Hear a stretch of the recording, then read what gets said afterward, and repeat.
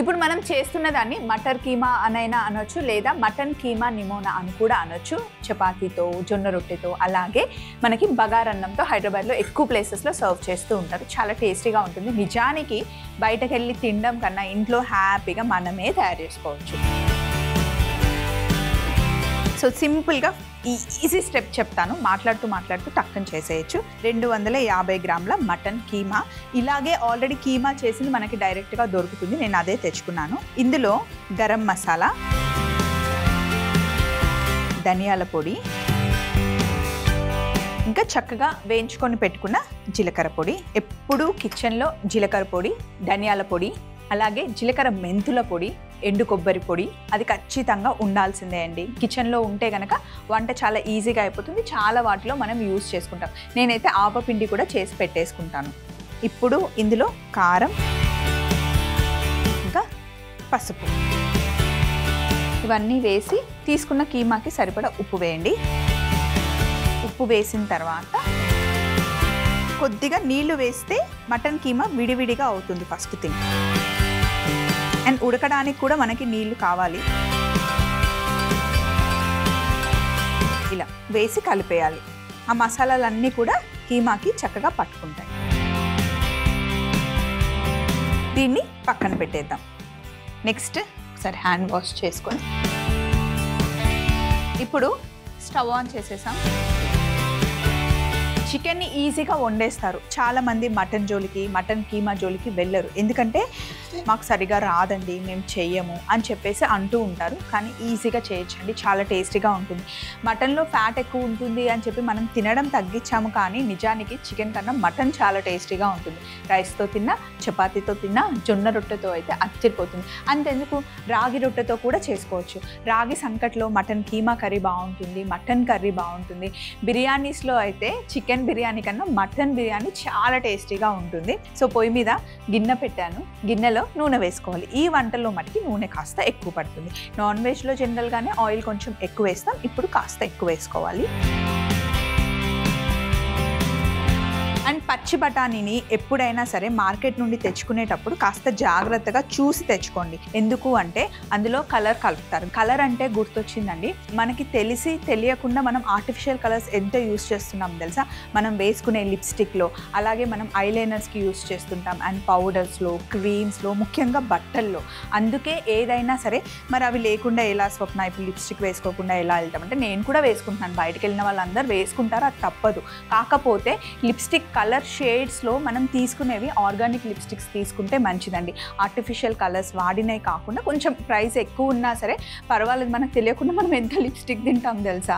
నిజంగా ఇది మాట్లాడుకోవడానికి కొంచెం ఎలాగో ఉన్నా సరే లోపలికి ఆర్టిఫిషియల్ కలర్స్ వెళ్ళి వెళ్ళి వెళ్ళి హెల్త్ పాడైపోతుంది. మనం కొనుక్కునే లిప్స్టిక్స్ అయినా సరే, మనం వాడే క్రీమ్స్ అయినా సరే, మనం వేసుకునే బట్టలు అయినా సరే ఆర్గానిక్ కలర్స్ వాడినవి తీసుకోండి. ఏవైనా న్యాచురల్ వాడితే మంచిది. తెలియకుండా కెమికల్స్ వాడిన కలర్స్ మన స్కిన్ లోపలికి వెళ్ళిపోయి క్యాన్సర్ వచ్చే ఛాన్సెస్ ఉన్నాయి. అంటే దానివల్లనే వస్తాయని నేను చెప్పట్లేదు, బట్ ఛాన్సెస్ ఆర్ దేర్ అనమాట. సో ఇప్పుడు అంతా చెప్పాను కానీ బఠానీల గురించి చెప్పలేదు కదా. మామూలుగా బఠానీలు మనం డైరెక్ట్గా తెచ్చేసుకొని ఒల్చుకుంటే బాగుంటుందండి. అందులో అయితే కలర్స్ కలపరు.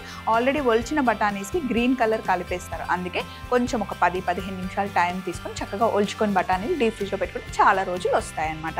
ఇప్పుడు ఫస్ట్ బిర్యానీ ఆకు, పచ్చిమిర్చి వేసేసుకోండి.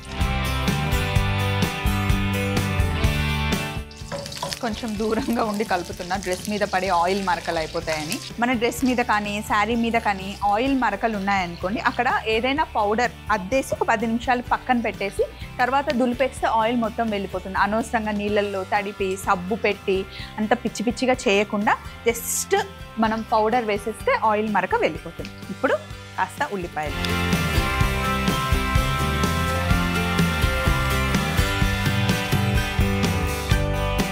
ఉల్లిపాయలు పచ్చిమిర్చి కాస్త వేగిన తర్వాత ఇప్పుడు మనం ఇందులో పచ్చి బఠానీ వేసేసుకోండి. పచ్చి బఠానీ వేసి కాస్త కుక్ అవ్వనివ్వాలి. ఫస్ట్ ఒక నిమిషం మూత పెట్టేసి కాస్త మగ్గనిద్దాం. కాస్త బఠానీ వేగిన తర్వాత ఇప్పుడు టమాటాలు వేసేయండి.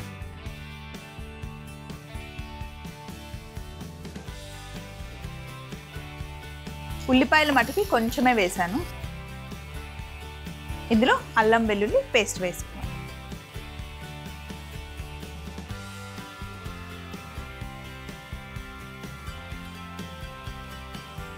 పచ్చి వాసన పోయేంత వరకు బాగా కుక్ చేయాలి. అల్లం వెల్లుల్లి ఇప్పుడే వేసాం కదా, మూత పెట్టేసి ఒక 5 నిమిషాలు బాగా మగ్గనివ్వాలి. ఆయిల్ ఉంది కదా, కింద ఏం అడగంటది. ఇప్పుడు మ్యాషర్ తీసుకొని జస్ట్ ఇలా ఒక్కసారి బఠానీని టమాటాలని మ్యాష్ చేసుకోవాలి. మరీ మొత్తం పేస్ట్ కాదు, జస్ట్ ఒక బఠానీలో 2 లేదా 3 ముక్కలు అయ్యేలాగా చేయాలన్నమాట, అంతే.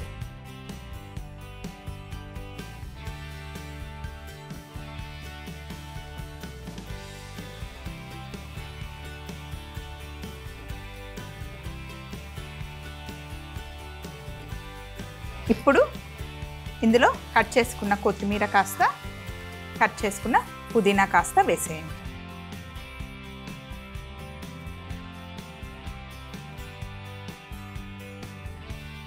ఇప్పుడు ఆల్రెడీ మనం మసాలాలన్నీ కలిపి పెట్టుకున్న మటన్ కీమా వేసేయాలి. కుక్కర్ ఉంటే కుక్కర్లో పెట్టేసుకోండి, లేకపోతే కొంచెం ఇప్పుడు మనకి కాస్త టైం ఎక్కువ పడుతుంది, ఒక 20 నిమిషాలు టైం పడుతుంది. అదే కుక్కర్లో అయితే ఒక 2-3 విజిల్లు వచ్చేస్తే ఉడికిపోతుంది.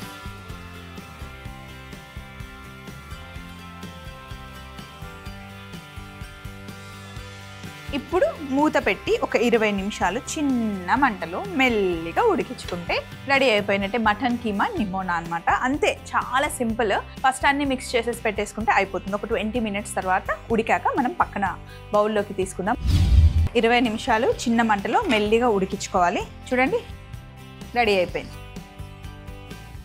పుల్కాతో చపాతీతో అదిరిపోతుంది. నాకైతే జొన్న రొట్టె కాంబినేషన్తో చాలా ఇష్టం. స్టవ్ ఆఫ్ చేసేసి బౌల్లోకి తీసుకోవడమే.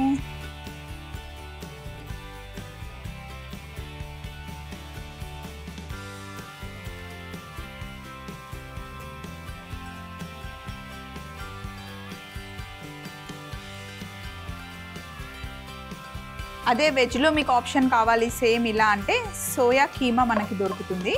సోయా కీమాతో కూడా సేమ్ యాజ్ ఇట్ ఈస్ చేసేసుకోవచ్చు, బాగుంటుంది.